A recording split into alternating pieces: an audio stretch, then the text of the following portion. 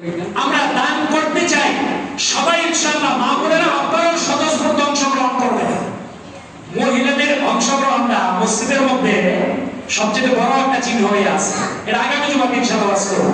শিরোনামটা বলি, এই যে আমি যেটাতে বসে খোদবা দিচ্ছি, বক্তব্য দিচ্ছি, মিম্বর, মিম্বরটা কিন্তু একজন মহিলা বানিয়ে দিয়েছে। সুবহানাল্লাহ বলবেন না?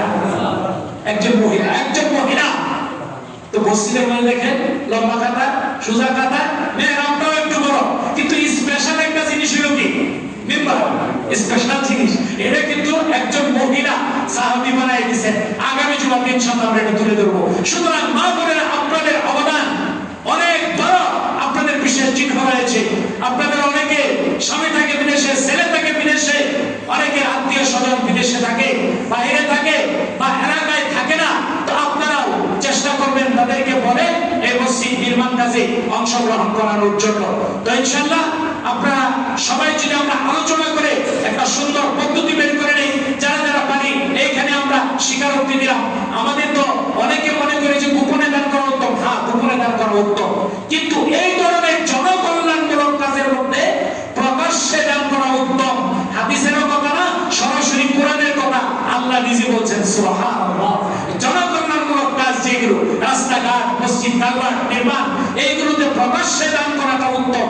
আল্লাহ তাআলা বলছেন ইনতুবুদুস সাদাকাতি ফানি'মা হিয়া। আল্লাহ নিজে বলছেন যদি তোমরা প্রকাশ্যে দান করো ওটা উত্তম, আর না হলো জনকল্যাণমূলক কাজে।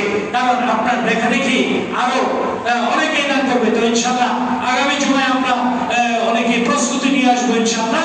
বা এখনো যদি আমরা কেউ বলতে চাই যে ওই প্রকাশ্যে দান করা উত্তমটা এই জন্য যে আপনার কথাটা শুনে আরো 10 জন দান করবে। তো যে ব্যক্তি প্রথম শুরু করে দিবে নবীজির হাদিসের কথা, আমার ব্যাখ্যা না। আমরা তো অনেক সময় মনে করি যে ইমাম সাহেব তারা তো একটু মানুষকে উৎসাহ হবে বলে বলবো না, বলার জন্য নবীজি নিজে ইরশাদ করেছেন যার দানের শিরোনাম দেখে অন্যরা দানে আগে আসবে। তো আল্লাহ পাক রব্বুল আলামিন ওই প্রথম দাতার আমলনামার মধ্যে সবার দানের একটা পার্সেন্টেজ দিয়ে থাকবেন। সুবহানাল্লাহ। দুনিয়ার মধ্যে পার্সেন্টেজ দিলে মূল ডোনার যে তার কিছুটা কমে, কিন্তু এই সওয়াবের মধ্যে পার্সেন্টেজ দিলে যার কাছে পার্সেন্টেজ দিচ্ছে তার 100%ই থাকবে। সুবহানাল্লাহ।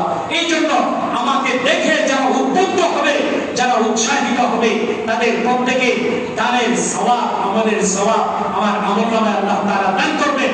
এই জন্য আমরা সবাই চেষ্টা করব যাতে আমি প্রকাশ্যে দান করতে পারি, যাতে লোকজন ইঞ্জিনিয়ার 10,000 টাকা দিবে।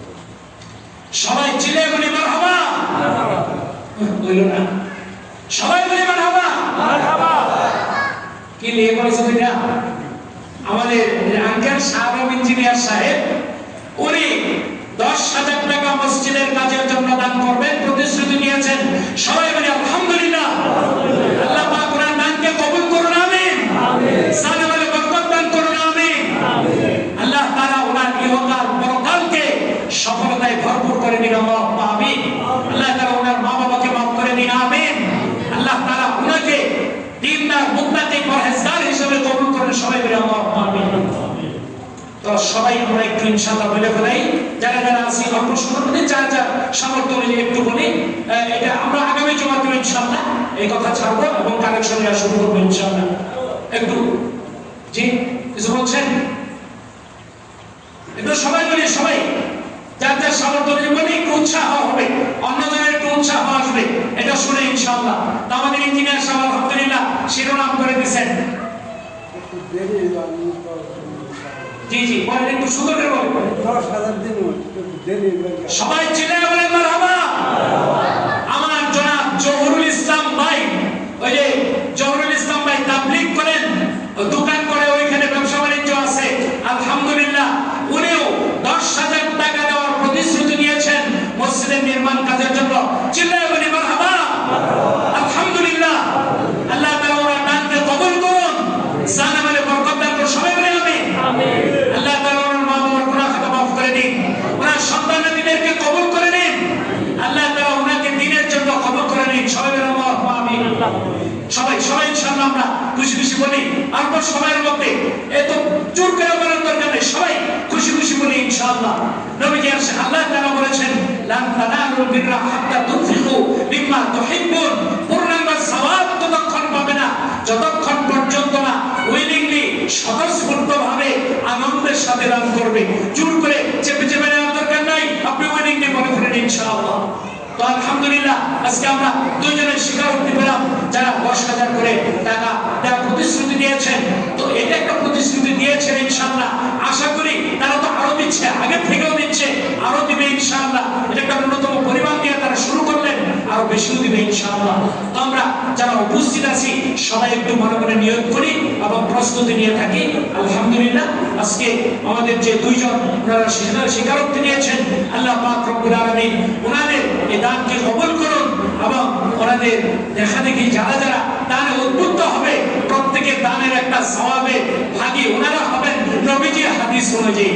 আল্লাহ পাক রব্বুল আলামিন সবার দানকে কবুল করুন এবং সবার পকেটের টাকাকে এই মসজিদের কাজের জন্য কবুল করুন।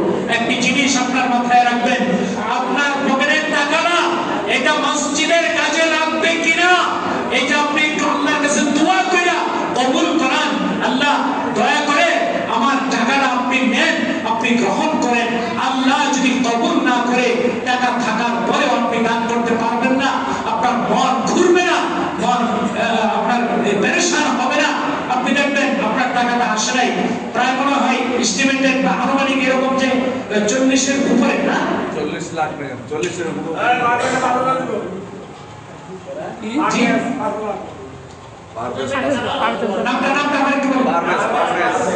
পারভেজ ভাই, নারায়ে তাকবীর, আল্লাহু আকবার, সবাই একটু বলেন নারায়ে তাকবীর, আল্লাহু আকবার। জনাব পারভেজ ভাই 5,000, আল্লাহ ওনার দানকে কবুল করুন, সবাই বলেন আল্লাহুম্মা আমিন। জানে বরকত দান করুন, আল্লাহুম্মা আমিন। কত কত? আল্লাহু আকবার। 1 লাখ টাকা দানের খবর আসছে, কিরম জোরে নারায়ে তাকবীর বলবে? আল্লাহ, নারায়ে তাকবীর, আল্লাহু আকবার। 1 লাখ টাকা, 1 লাখ টাকা বুঝেন না, 1,000 না, নারায়ে তাকবীর, আল্লাহু আকবার। আল্লাহ জনাব সওদাগর আলী সাহেবের কবরকে জান্নাতের বাগান বানায় দিন, সবাই চিল্লায়ে বলেন আল্লাহুম্মা আমিন। আল্লাহ তাআলার সন্তানদেরকে কবুল করুন, আল্লাহুম্মা আমিন। 1 লাখ টাকা দান করেছেন, আল্লাহ পাক রব্বুল আলামিন এমন দান করার তৌফিক আমাদের সকলকে দান করে দিন। জি জি, ওই মাইকটা সহ করবেন, বুঝতে বলে ওই মাইকটা সহ করবেন। আসসালামু আলাইকুম। আপনারা সবাই দেখতে পাচ্ছেন আমাদের মসজিদের শোভাবর্ধনের কাজ, সংস্কার কাজ শুরু হয়েছে। আমাদের আনুমানিক ব্যয় সম্ভবত 40 লাখ।